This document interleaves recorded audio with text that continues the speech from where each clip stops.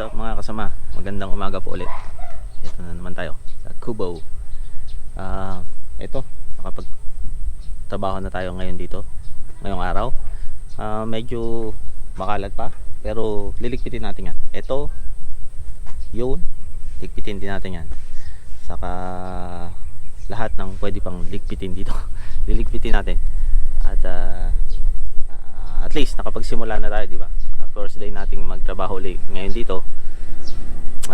So hopefully araw-araw na yan. Tapos lalagyan natin to ng dun harang dito. Kasi kitang-kita tayo sa kalsada ba? Kitang-kita yung pinagkagagawa natin sa buhay natin dito. Yun muna. Tigpitin ko muna to. Baguhin ko yung kable. Saka tigpitin ko yung kalat natin doon.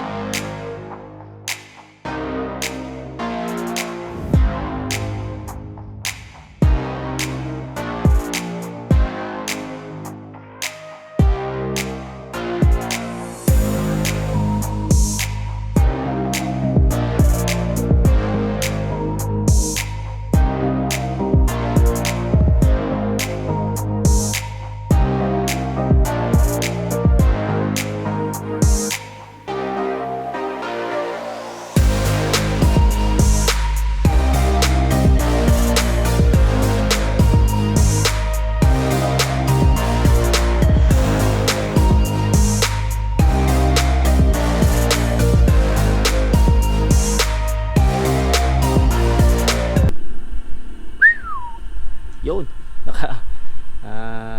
tapos na nating linisin to. Tingnan nyo yan, di ba? Tapos ito, kung napansin nyo, naglagay ako yung mga mahahabang tuwid na mga ganyang kalaki siguro. Nilagay ko lahat dito. Gagawin natin parang pinaka, ano yan, parang pinaka privacy wall dito. Konti lang ba? Kasi kitang-kita tayo ngayon dito. Para may konting privacy tayo. Yan. Tapos dito, pakita ko sa inyo. Ayan, oh. Dami nating nakuhang pantulos sa kamatis natin. Diba? Oh, tapos ngayon malinis na. Pwede na tayong magdire-diretso. Oh. Ito yung mga tanim natin. Tagal-tagal din nating di napuntahan. Ang ganda na yan. So ikot na yan, malinis na yan. So solve na tayo sa kalinisan ng kubo natin. Malinis na. Saka sana naririnig nyo ako ng mabuti. Bago na yung mic natin. Kahapon ang medyo maingay, di ba? Nasira kasi, nabagsak ko. Nabagsak ko nung isang araw. So simula nung nabagsak siya, parang ano yun, maingay, may nakalug yata sa loob. Pero ayan, ngayon solve na tayo, di ba? At salamat Lazada, napakamura nung Boya MM1. Dati bili ko doon 1,000, ngayon 450 na lang. Ewan ko lang kung maganda quality. Hello, naririnig nyo sana ako mabuti. Ayan, malalaman to mamaya pag inedit ko. Bala kong itayo ngayon to dito eh. So uuwi muna ako sa bahay. Kukunin ko yung bareta, panghukay ng poste. At kapag sinipag, dadalhin ko yung grass cutter. Mag grass cutter tayo ng konti. Chichibog muna tayo. See you guys. Yan mga kasama, ito yung ginagawa natin. Medyo tinigilan ko kasi mas magandang ilagay yung mga tuwid na kahoy. Meron dun yung mga mahoganing naputol natin. Ito kasi mga tuwid, maraming gaps. So ang gagawin, kapag yan ang nilagay ko, ang gagawin ko, lalagyan ko pa ng mga maliliit na piraso, mga payat. Sisingitan ko pa sa mga gap. So yun na lang gagawin ko. Kukunin ko yung mga tuwid na mahogany doon. So para sasalansan na lang natin ganyan. Pero yan, di ba? Kita nyo, kapag natakpan na yung side na yan, medyo may privacy na tayo ng konti, di ba? Tinigilan ko muna kasi didilig ako ng pataba ng halaman natin. At para kailan ba? Huling pataba yata natin magdadalawang linggo na. So kailangan patabain na. Yun, let's go. Mga kasama, tapos na tayo magpataba. Well, hindi tayo natapos, naubusan kasi tayo ng pataba. Konti na lang pala yung nandyan sa kubo. So nakakalahati lang tayo. Lahat lang ng kamatis ang napatabaan natin. Tapos ito, tingnan nyo. Medyo kapal na ang damo. Damuhin na naman. Yan, may bunga na, di ba? Isa. Ayan pa.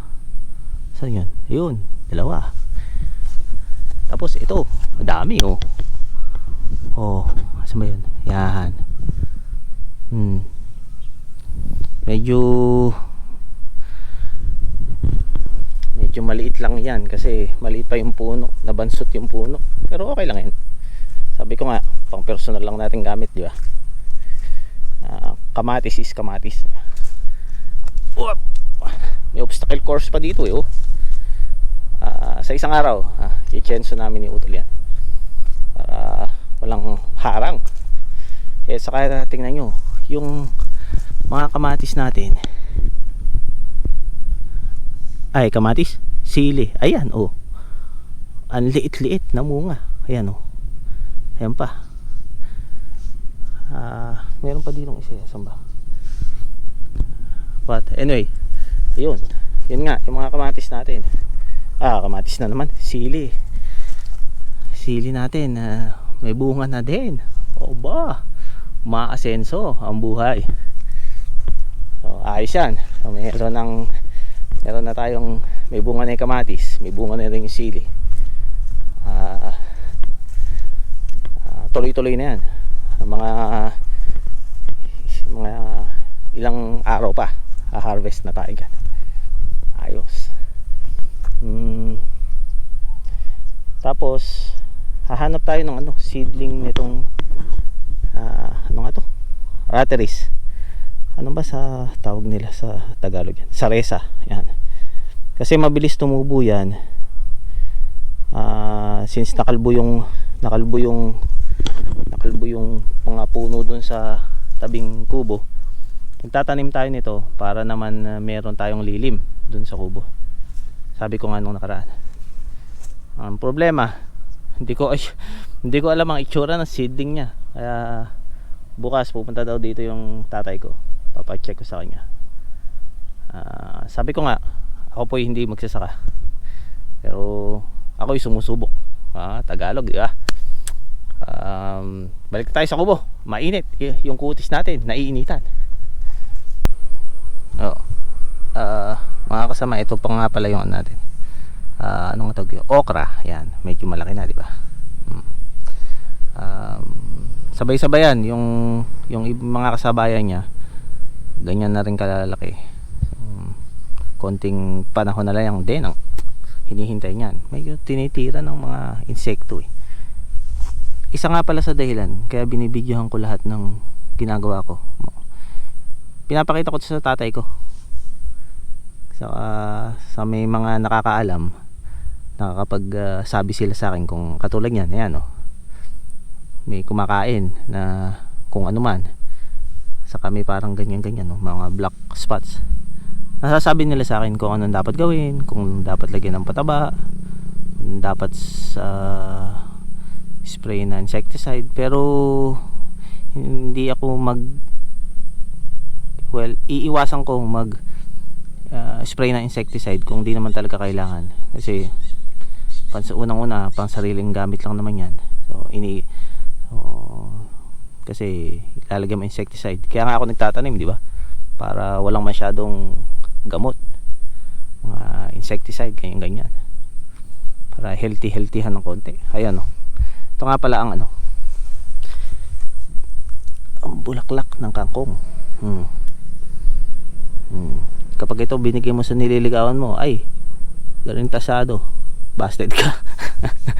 Garantisado busted ka. Oh, pero kapag ito binigay mo sa nililigawan mo, oh, talbos ng kangkong, malamang may pag-asa ka pa ng konti, di ba?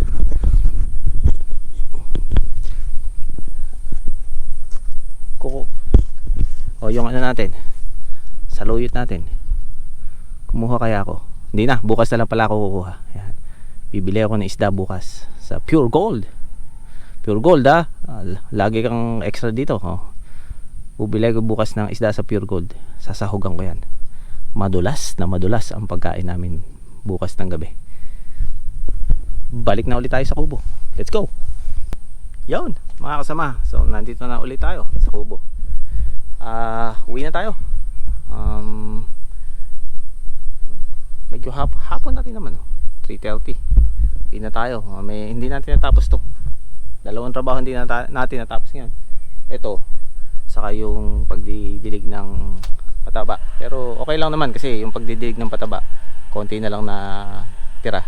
Saka ito, likod na to, madali na yan. Tuloy na lang natin bukas.